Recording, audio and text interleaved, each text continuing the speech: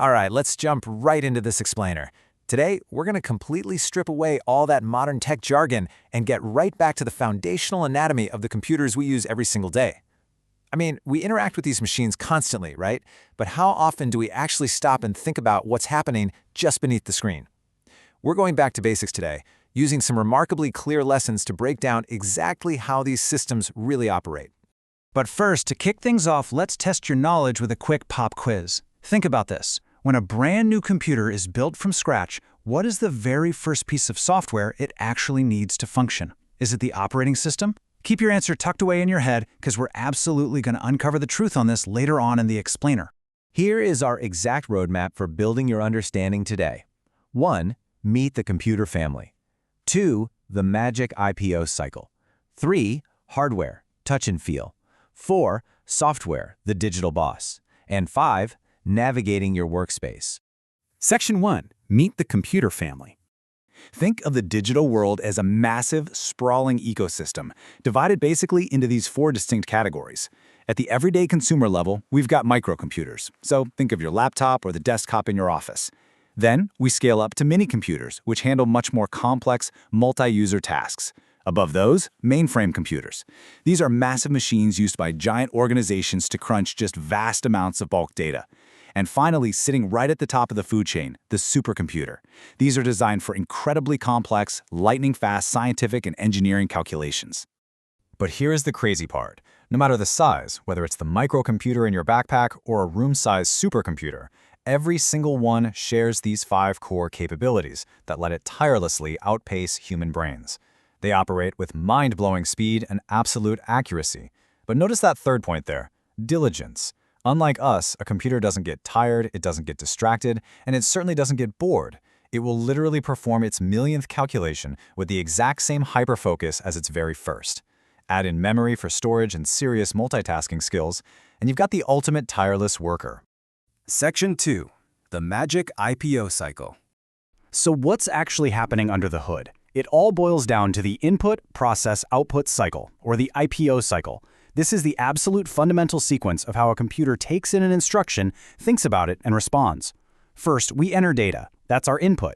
Then the computer acts on that data. That's the process. And finally, it gives us the results, the output. Every single thing a computer does, whether it's running a massive video game or literally just typing a single letter on the screen, relies entirely on this simple 3-step cycle. Section 3.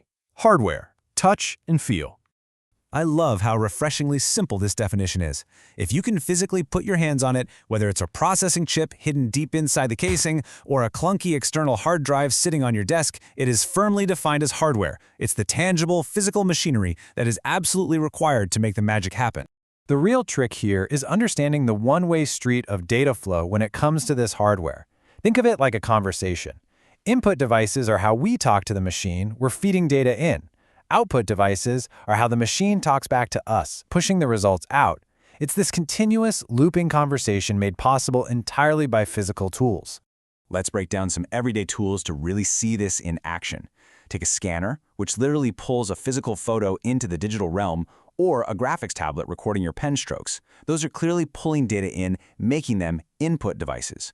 On the flip side, a printer giving you a physical document, or a projector throwing an image onto a wall. Those are pushing visual data out into the world, definitely output devices. We can actually neatly organize this whole shebang. Just think about how we interact with our machines. Things like your touchpad, a gaming joystick, your webcam, or your microphone. Those are strictly for giving commands or raw data to the system. They're input. Conversely, your monitor, your speakers, maybe a large-scale plotter, those are strictly for the system to give information back to you. Output. Section 4. Software, the digital boss. All right, now for the invisible brain running the show. Think of the operating system, like Windows or macOS, as the ultimate boss of the computer. Remember that pop quiz from the beginning? Well, here's your answer.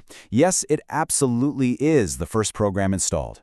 When you hit that power button, the OS is the boss that wakes the whole system up. It tells the hardware what to do and provides the platform for literally all your other software to run. So let's sort this out in our heads. Physical tools that you can hold, like your mouse, your keyboard, the printer, sit firmly on the hardware side. Meanwhile, the intangible instructions managed by our boss, applications like Microsoft Word, Google Chrome, and the Windows OS itself, sit securely on the software side. But what does this mean for your daily routine? Well, every time you click a mouse, you might think you're just moving a piece of plastic, but the OS is the invisible manager translating that physical click, telling the screen to move the digital pointer. When you save a document, the OS figures out exactly how to magnetically store that file on the physical hard drive.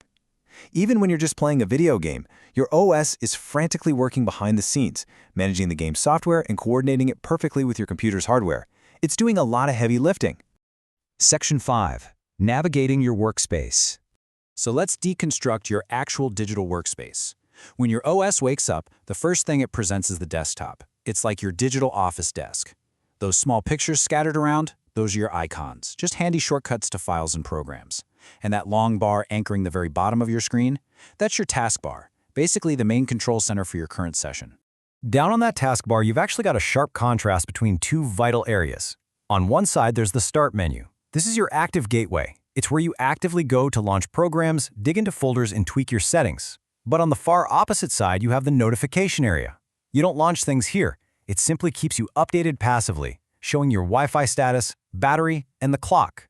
Now, when you use that Start menu to actually go hunting for something, and you open a window, you're looking at File Explorer. You're looking at folders. Think of folders as simple digital containers, like Tupperware for storing your files. Without these specific containers, our digital workspaces would be just an absolute chaotic mess of disorganized data. Finding a file is really just following a logical path through these containers. It's kind of like a set of nested dolls. If you want to find a specific picture, you don't just blindly search the whole hard drive. You open the Documents folder, right? Inside that, you find the Fun folder. Inside that, the Photos folder. And boom, finally, there is your vacation.jpg file. The OS organizes it all perfectly. Which really brings us to a final thought I want to leave you with today.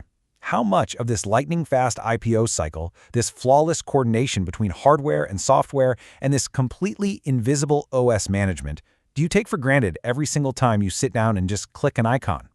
Seriously, the next time you boot up your screen, take just a second to appreciate the incredibly complex foundational anatomy working tirelessly behind that simple double click. Thanks so much for joining me on this explainer, and keep exploring.